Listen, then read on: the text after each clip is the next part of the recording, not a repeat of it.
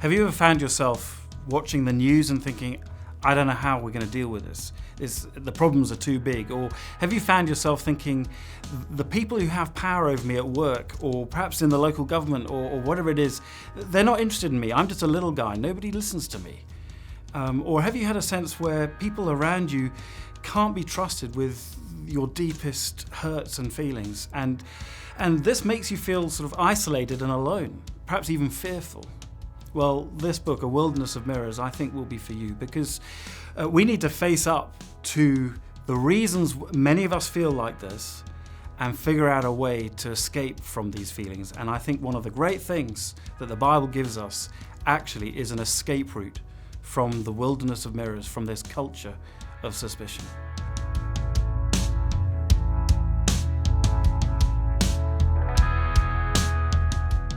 The wilderness of mirrors was a phrase actually originally from T.S. Eliot, but it was used by a CIA counter-espionage expert called Jim Angleton.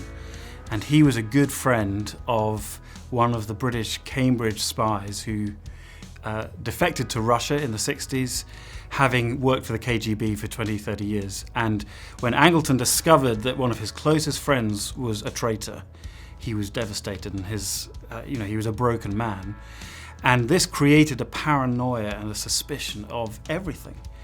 And he said that being in this world was like a wilderness of mirrors. You just cannot sort of work out which way is up, left, or down, and you can't find a way out. It's just completely engulfs you, and it's totally disorienting.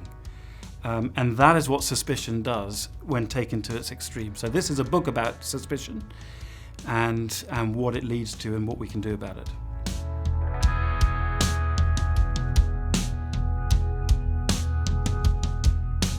So I think we see in the West, in North America and Europe, a culture of suspicion that has corroded almost every aspect of modern society. So there's a profound lack of trust in politicians, in the media, journalists. There's sort of all kinds of stories of people fabricating stories.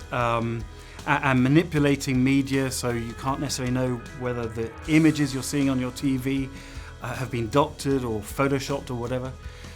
And then also to the traditional places we went to for refuge, like churches and hospitals, places that we thought we were safe in. There are many sort of stories coming out in situations of people being abused, being really badly treated.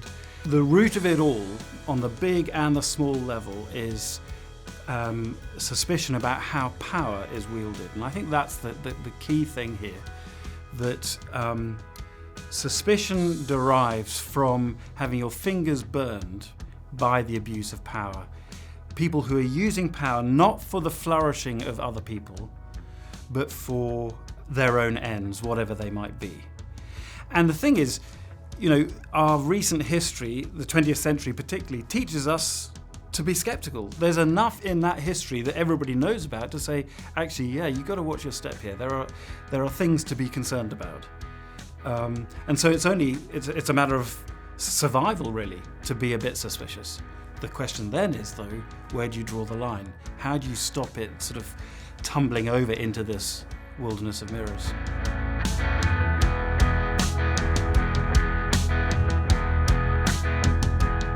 You've got to face the realities of why those emotions, that sort of isolation and paranoia, have grown up. Because if you ignore the causes, then you're not going to deal with the way they're worked out.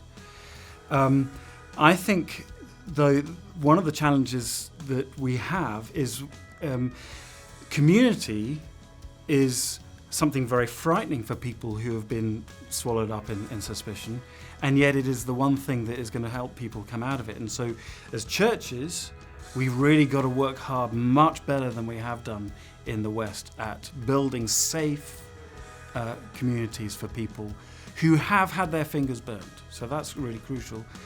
I think also, though, because of Jesus and the big story of God's work in the world, we can see that actually in the end, those forces that perhaps may really be out to get us, it's not paranoia when they really are out to get you. those forces do not have the last word, and they're not the big story. That actually, because of Christ, we have hope, and hope conquers everything.